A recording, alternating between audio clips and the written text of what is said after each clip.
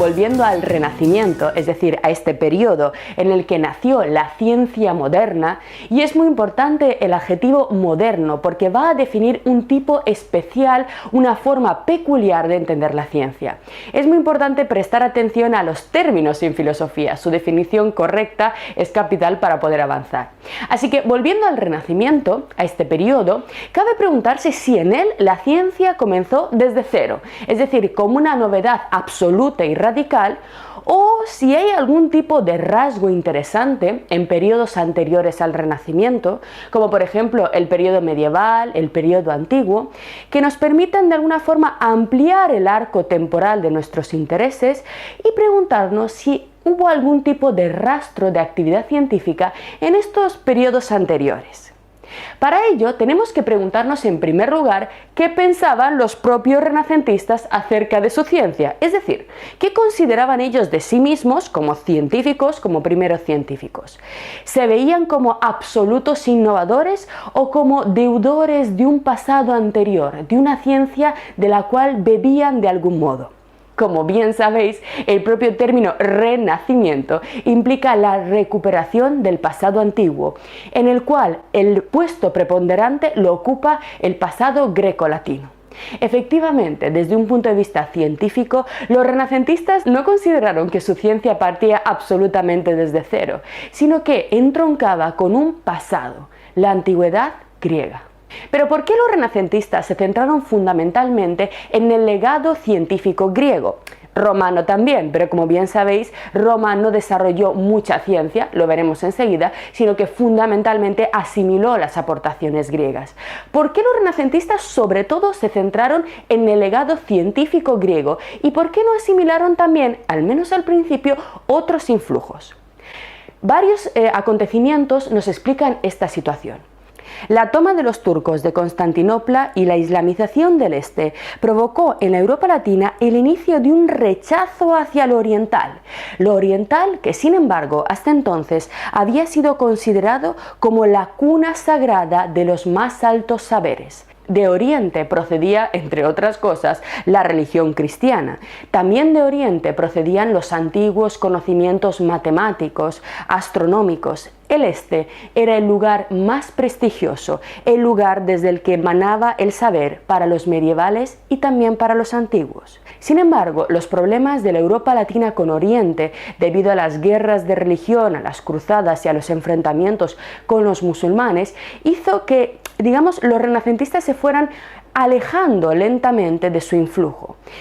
Por ello se empezó a dar una mayor importancia al legado greco-latino. Además, la recuperación de textos que sabéis que llevaron a cabo los renacentistas sirvió como excusa para invocar un pasado clásico que ya no mirara a Oriente sino al mundo antiguo de Roma y Grecia. Muchos otros factores contribuyeron en la formación de este pensamiento renacentista. Como bien sabéis, lo estudiamos en detalle en nuestro curso acerca del Renacimiento. Pero nosotros vamos a seguir avanzando y vamos a quedarnos fundamentalmente con esta idea de que para los renacentistas, los romanos, pero sobre todo los griegos, eran la cuna, el acervo fundamental de todo el saber científico.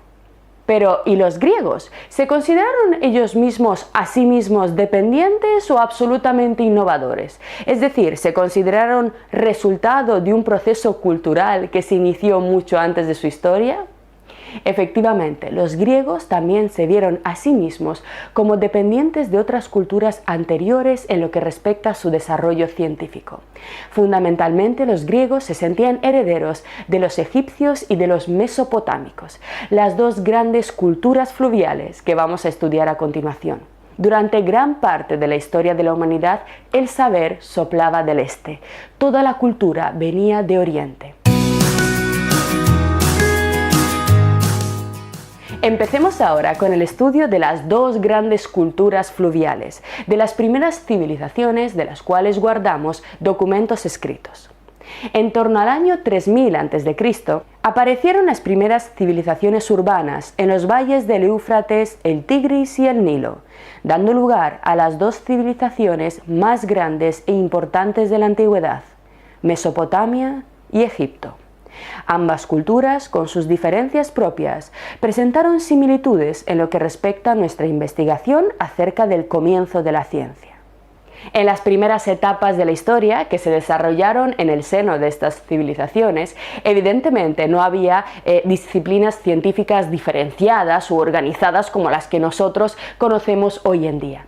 Sin embargo, podemos encontrar ya en ellas una figura importantísima para empezar a comprender la ciencia: la existencia de comunidades organizadas y de personas determinadas dedicadas al estudio y al saber, completamente diferenciadas de otros tipos de actividades y de otros cargos o funciones que podían llevar a cabo otras personas. Los sabios y pequeñas comunidades de conocimiento aparecen ya en estas culturas fluviales. En estas dos culturas arcaicas es posible encontrar, por tanto, la figura de los guardianes del conocimiento, funcionarios, sacerdotes o escribas, encargados de salvaguardar el conocimiento, así como la aparición de diversos tipos de colectivos de artesanos e ingenieros agrupados según diversas capacidades. Al igual que ocurre en nuestros días, si bien los efectos, los productos de la ciencia eran públicos, los individuos dedicados a ella conformaban colectividades separadas, diferenciadas, cuyos métodos de trabajo y técnicas específicas eran desconocidas por la mayoría. Se crearon así élites, jerarquías sociales diferenciadas no por el poder militar o por la riqueza, sino por el conocimiento. Y este es un fenómeno muy temprano en la humanidad que muestra el germen de esta actividad científica que nosotros buscamos. Frente al soldado, frente al campesino o al rey, incluso frente al sacerdote, como vamos a ver, aparece por primera vez en la historia el sabio, una persona liberada dedicada al conocimiento, y veremos que principalmente, o al menos al comienzo, al conocimiento de los cielos y de los fenómenos naturales. Por tanto, para que podamos hablar de ciencia, en primer lugar tienen que existir individuos que se dediquen a ver las cosas de otra forma y a investigar la naturaleza de un modo específico. Y al igual que ocurre en nuestros días, en Mesopotamia y en Egipto las comunidades de sabios estaban completamente separadas de la sociedad en general. Usaban lenguajes, tenían conocimientos e informaciones que la mayor parte de la gente no manejaba. Un rasgo típico, lo veremos también, de la ciencia moderna. Desde muy temprano, ya desde estas civilizaciones, apareció también una clara distinción entre teoría y práctica. Fijaros, hubo una clara distinción entre los científicos o los sabios, que se distinguían fundamentalmente por su análisis teórico y racional de la realidad, y por el otro lado los artesanos, los prácticos, los obreros, que se distinguían por su transformación material de la realidad. Es decir, individuos que se dedican a un conocimiento de guante blanco, teórico, los científicos o los sabios, y personajes que se manchan las manos, que intervienen. Desde muy temprano, desde las primeras épocas de la humanidad, la teoría ha recibido una valoración muchísimo más superior y mucho más positiva que la práctica. Esta idea aparece de forma repetitiva a lo largo de gran parte del desarrollo intelectual de Europa, desde las antiguas civilizaciones hasta el siglo XV, hasta el desarrollo de la ciencia moderna, porque precisamente uno de los cambios que traerá la ciencia moderna será la valoración por fin de la práctica como algo positivo. Lo veremos, no vamos a entrar, simplemente quiero que veáis que en primer lugar existía una diferenciación entre los sabios y el resto, y en segundo lugar una valoración positiva de la teoría frente a la práctica, no hoy, no ayer, no entre los griegos, sino ya en las culturas fluviales mesopotámica y egipcia.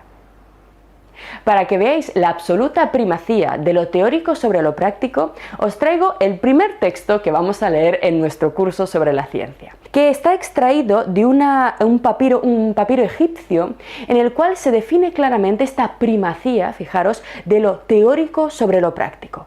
Vamos a su lectura porque os va a parecer muy interesante.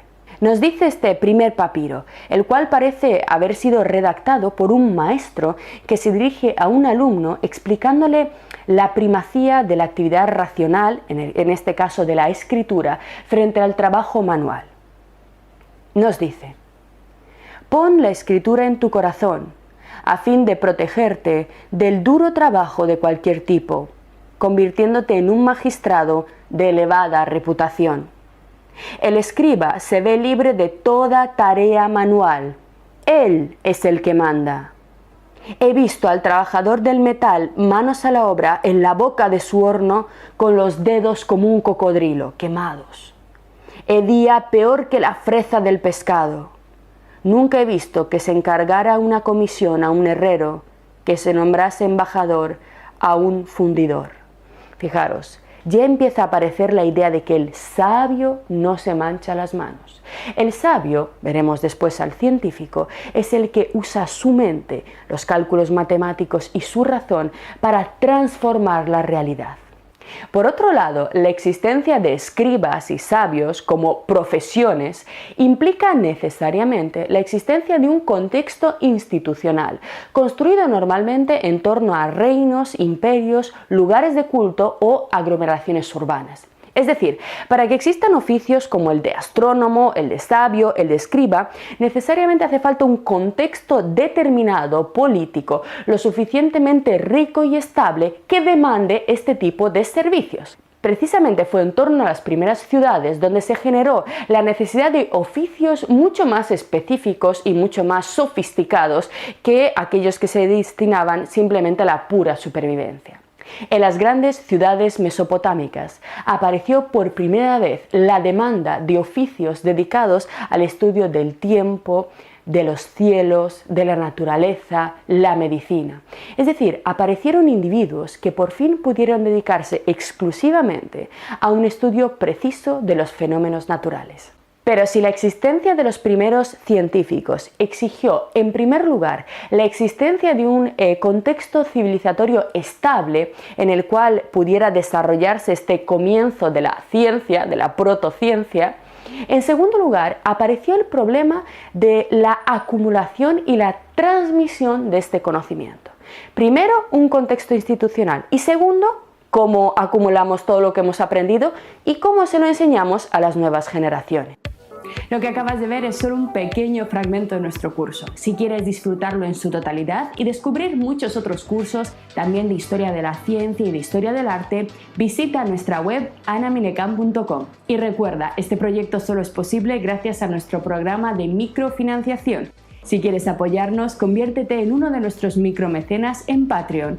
Desde solo €1 al mes nos ayudarás activamente a seguir difundiendo la cultura. Gracias.